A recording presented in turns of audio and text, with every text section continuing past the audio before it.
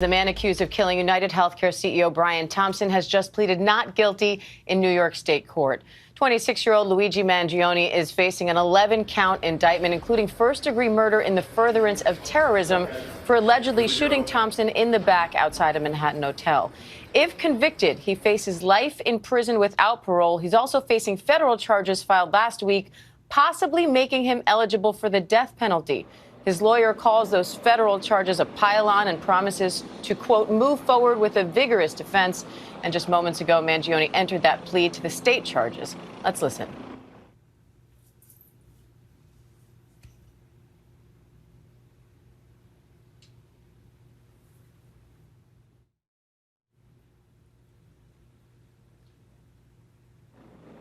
And we saw just a moment ago, he walked into that courtroom. You can see him in handcuffs, flanked by law enforcement as well as his attorneys. There were plenty of people in the courtroom as well, some supporters of him. And again, let's take a look at that moment that he entered his plea before the court. Not guilty. Your Honor, we have a copy of the indictment, notice of immigration consequences, as well as rap sheet. I believe the court has, if we give the court an extra copy and one to counsel. Does the court wish that we be heard with respect to bail? Well, what is the situation with the federal authorities? They have a screen. As we understand that we have primary jurisdiction, and we have been informed by the U.S. Attorney that they intend on allowing us to try our case first. So with respect to whatever goes on there, as the party with primary jurisdiction, the trial and the sentencing will take place here prior to anything that takes place in the federal system. So what you just said, the answer is it's fine if we take custody today.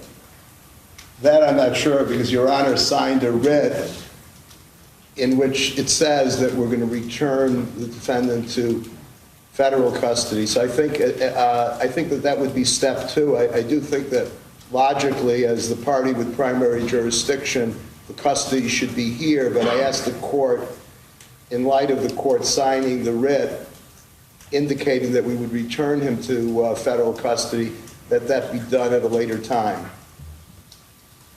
Well, I've been through this before, and if you do that, they will really right out of you. So I don't think I'm going to do that. But if you work it out with them, that we will take custody rather than us bringing them back for any proceedings, that'll be great. We will make every effort to accomplish that, Your Honor. But there should be some kind of detainment, you know that. Yes. If there's a hearing order changes, there should be some mechanism. Absolutely. And then we can do that. All right, is there any further? Yes, Your Honor. We'd like to make a record, if that's okay with Your Honor. First, we'd request immediate, expedited discovery in this case. The people have had this case for about almost 3 weeks, and that's more than enough time to gather as much information as they can give to us, especially now that we have two proceedings that we have to answer to, one of them being death eligible. So we are requesting that we get immediate discovery of the New York City Police Department and FBI and federal and state documents. And the second thing I want to make a record of, Your Honor, is I'm very concerned about my client's right to a fair trial in this case. He's being prejudiced by some statements that are being made by government officials. Like every other defendant, he's entitled to a presumption of innocence. But unfortunately, the way this has been handled so far, his rights are being violated. And as you know, Your Honor, there's a wealth of case law guaranteeing his right to a fair trial, but none of the safeguards have been put in place yet here. In fact, it's just the opposite of what's been happening. He's a young man, and he is being treated like a human ping pong ball between two warring jurisdictions here. These federal and state prosecutors are coordinating with one another, but at the expense of him. They have conflicting theories in their indictments, and they are literally treating him like he is like some sort of political fodder, like some sort of spectacle.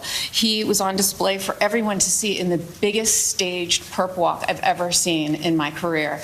It was absolutely unnecessary. He's been cooperative with law enforcement. He had been in custody for over a week. He waived extradition. He was cooperative at all accounts. There was no reason for the NYPD and everybody to have these big assault rifles that, frankly, I had no idea was in their arsenal.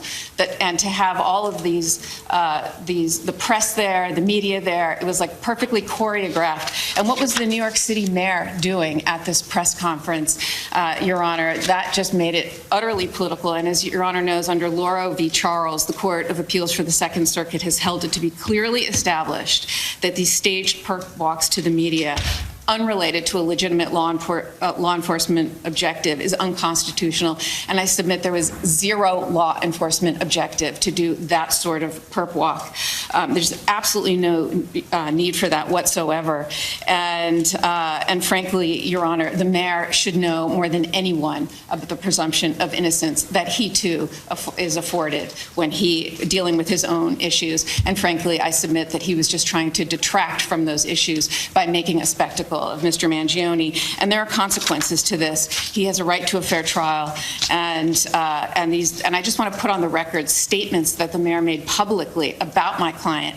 Nothing saying alleged, for example, and he said, I wanted to send a strong message with the police commissioner that we're leading from the front. I'm not going to just allow him to come into our city. I wanted to look him in the eye and state, you carried out this terrorist act in my city, the city of New York that I love.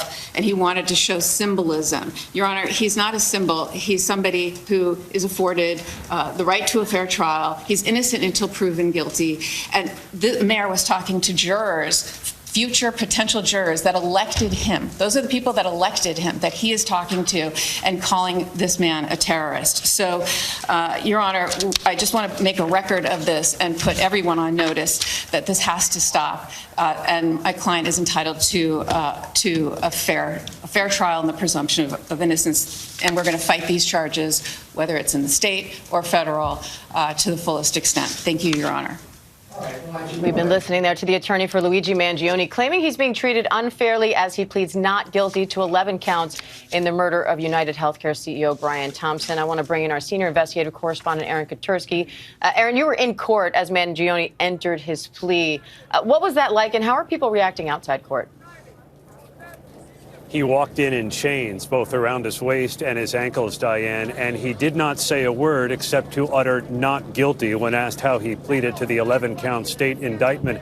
He appeared to keep his eyes forward, both coming and going, and did not appear to acknowledge the several rows of supporters, mainly young women, who came to see him in court. And outside here in court in front of me, Diane, there are also a few dozen supporters holding signs and chanting "Free Luigi" or chanting for health care. So they are not the only ones.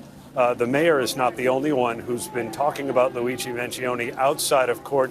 A number of supporters are here with him as well, Diane. And I want to bring in our legal contributor, Brian Buckmeyer, as well. Brian, we just heard Mangione's attorney saying that she believes her client's being treated unfairly. Now that he's pleaded not guilty to these state charges, what happens next with both the state case and the federal one? Well, what we heard from the district attorney in Manhattan is that they're going to have primary jurisdiction. I think that's to the benefit of Luigi Mangione because the state rules about how discovery, that being the information by which they're using to prosecute him, are much more open and expedited in New York State than it is in the federal court. So I think they're going to try to use the New York discovery to their advantage for both cases. And then next, as we heard as well from the prosecutor and the defense, they're going to try to figure out who goes first, where Luigi Mangione is either going to be housed or in whose custody, and to what extent this trial will be held in the state. All right, Brian Buckmeyer, Aaron Katersky, thank you both.